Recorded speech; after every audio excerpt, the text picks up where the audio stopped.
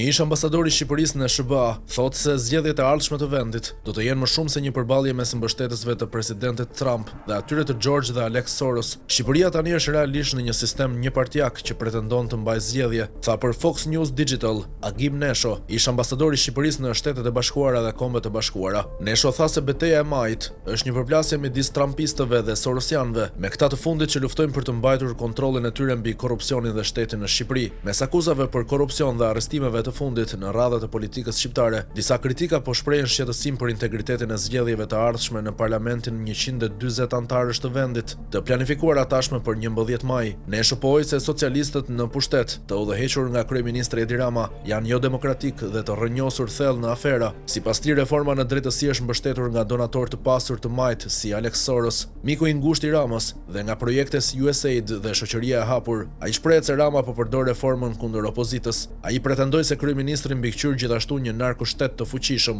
që përhap frikë dhe ushtron kontrolle mbi zgjedhjet. Ish menaxheri i fushatës së presidentit Trump, Chris Lasivita, ju bashkua fushatës së Sali Berishës, kreu të Partisë Demokratike. Lasivita i tha medias në fjalë se Berisha do të ishte një mik i vërtetë i Shteteve të Bashkuara dhe do të punojë me sukses me presidentin Trump dhe Shtetet e Bashkuara. Ai e quajti Ramën një kukull të George Soros. Parlamenti i hoqi imunitetin Berishës në dhjetor 2023 dhe e vendosi në arrest shtëpie me akuzën se kishte përdorur pozicionin e tij për të ndihmuar dhëndrin e tij të fitonte tokë private. Nëntorin e kaluar Berisha u lirua nga arresti shtëpiak. Ai u akuzua zyrtarisht për korrupsion në shtator, raportoi Associated Press. Zëdhënësi i Berishës, Alfred Lela, i tha Fox News Digital se Berisha tani është në pritje të gjykimit. Përveç Berishës, kreu i Partisë së Lirisë dhe ish presidenti shqiptar Ilir Meta u arrestua me akuza për korrupsion në tetor 2024, në atë që një burim, i tha Fox News Digital, ishte një armë e gjyqësorit dhe agjencive të zbatimit të ligjit. Dikur aleati Ramës, Meta ka vënë në dukje shpesh korrupsionin dhe autoritarizmin të qeverisë Rama.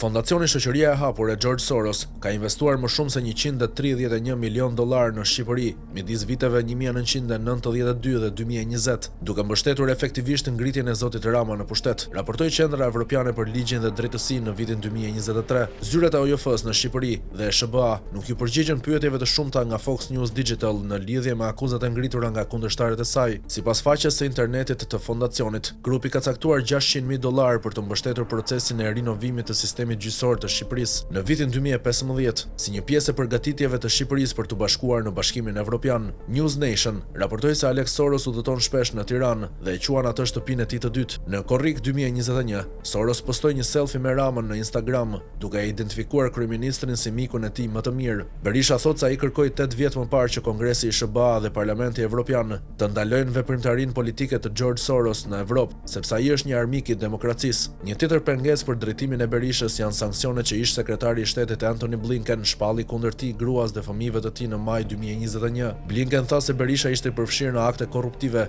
të tilla si shpërdorimi i fondeve publike dhe ndërhyrja në proceset publike, duke përfshirë përdorimin e pushtetit të tij për të mirën e tij dhe për të pasuruar aleatët dhe anëtarët e familjes së tij. Berisha tha se sanksionet e kanë penguar fushatën e tij, sigurisht që më dhemb, sepse nuk jam në gjendje të takohem me shqiptarët e Amerikës, të cilët janë kaq të shumtë dhe në këto zgjedhje për herë të parë kanë të drejtë të votojnë partinë dhe kandidatin që preferojnë në vendin e origjinës. Një zëdhënës i ish presidentit Joe Biden nuk ju përgjigj pyetjeve nëse administrata e tij kishte një rol në kthimin e mbështetësve kundër Berishës. Fox News Digital ju drejtua disa herë kryeministrit shqiptar Edi Rama, Fondacionit Soros, Ministrisë së Jashtme shqiptare dhe ambasadës shqiptare në Washington DC për komente në lidhje me akuzat për korrupsion dhe ndërhyrje në zgjedhje, por nuk mori asnjë përgjigje.